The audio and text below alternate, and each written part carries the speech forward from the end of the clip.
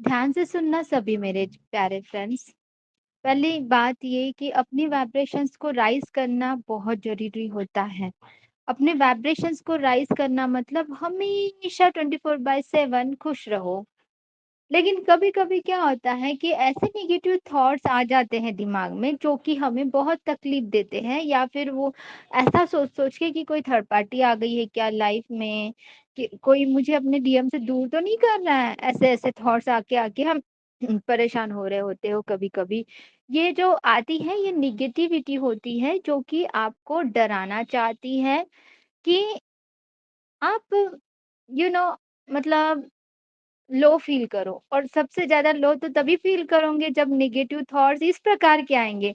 जिस चीज़ से आप ट्रिगर होते हो वो नेगेटिविटी को पता है कि ये चीज़ इसको बिल्कुल पसंद नहीं है, और ये चीज़ इस पे डाल दूँ ना, इस पे हावी कर दूँ तो ये लो फ़ील करेंगी और ये लो वाइब्रेशन में चली जाएँगी। और ये जितना हाई वाइब्रेशन में लड़की है, डीएफ या डीएम जो भी है, इनको ना लो करना है।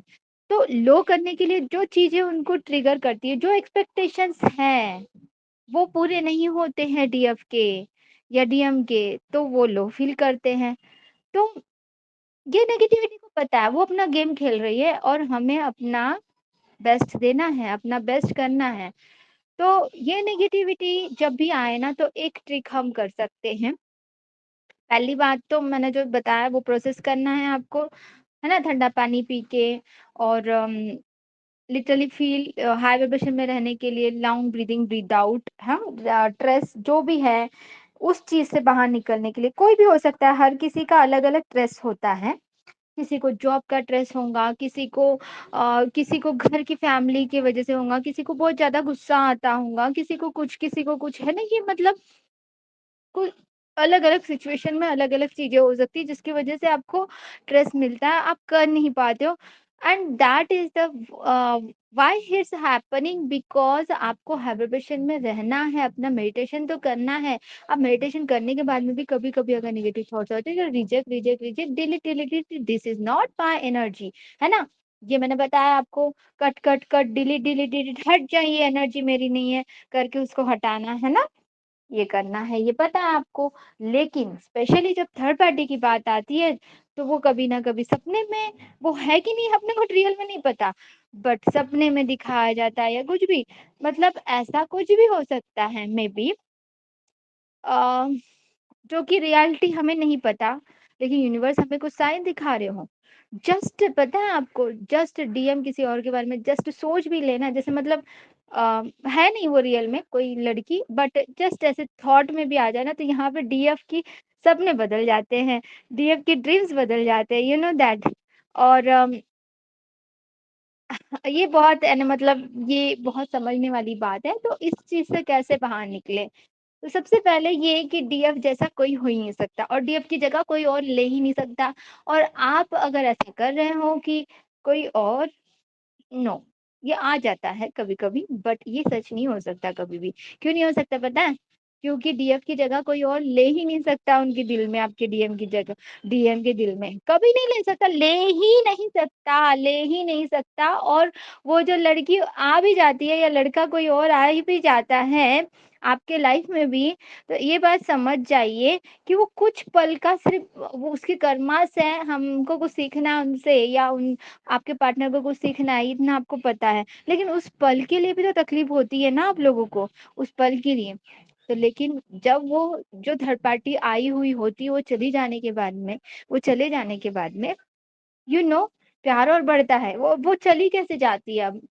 वो ऐसे चली जाती है कि आपके वाइब्रेशंस हाई रहते हैं, और उनके वाइब्रेशन तो बिल्कुल मैच ही नहीं करते उस थर्ड पार्टी के वाइब्रेशंस तो। वो मतलबी होते हैं, मतलब यूटिलाइज़ करने के लिए आते हैं, आपके पार्टनर को कुछ सिखाने आते हैं कि ऐसे मतलब ये होते हैं। हमारी डीएफ ही है जो अनकंडीशनल लव प्यार करती है, और अनकंडीशनल प्यार में जो प्यार है वो कोई और चीज़ में है ही नहीं। चाहे कितने भी डिफरेंस हो आप दोनों के बीच में, आपका एज डिफरेंस, आपका कास्ट डिफरेंस, आपका रिलीजन डिफरेंस, आपका जेंडर सेम डिफरेंट व्हाटएवर, प्यार एकमात्र ऐसी चीज़ है जो अनकंडीशनल है। वो सिर्फ़ डीएफ डीएम को और डीएम डीएफ को ही कर सकता है। और ये सारे लोग आके सिर्फ़ स्ट्रेस और तकलीफ़ ही देते हैं। और डीएम को उस वक़्त वो जो तड़प होती है, डीएफ की याद, कैसी होती होंगी। सो जो डीएफ इनर वर्क नहीं करती है, वो भी किसी और के पीछे पड़ती है, किसी और की तरफ अट्रैक्ट होती है, ये सारी चीज़ें हमने देखी है ना?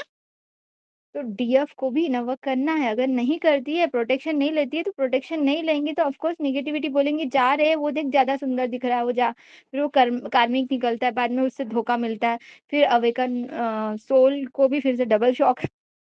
ये सब करने की क्या मतलब है? डीएम को भी इसीलिए कार्मिक लोगों को भेजा जाता है उनके लाइफ में किसी और लड़की को या कुछ भेज के कि तू जा रहे इनफ वर्क कर, नहीं तो ये ऐसे ही होते रहेगा और ज़्यादा तकलीफ होंगी करके। और डीएफ को तो डीएम से शॉक मिलता है, लेकिन डीएम्स को जो है थर्ड पार्टी से शॉक मिलते रहता है। जब तक कि वो समझ ना जाए, जब तक कि वो समझ ना जाए कि मुझे भी नमक करना है, तकलीफ तो होते रहेंगी। और किसी भी रूप से कार्मिक हो सकते हैं, वो उनके परिवार के लोग भी हो सकते हैं, उन्हीं के परिवार के लोग हो सकते हैं। अगर समझदारी से आसानी से समझ गए तो ठीक है, नहीं समझा तो बार-बार शॉक दिलाते रहेंगे, है ना? समझदारों के लिए इशारा काफ़ी होता है, इसलिए इनर वर्क करो, वाइब्रेशन में रहो। अपनी वाइब्रेशंस को बढ़ाओगे तो वहाँ पे आपके पार्टनर भी आप ही की तरफ आते हैं। अपने वाइब्रेशंस को बढ़ाओ, आपके पार्टनर आप ही की तरफ आएँगे।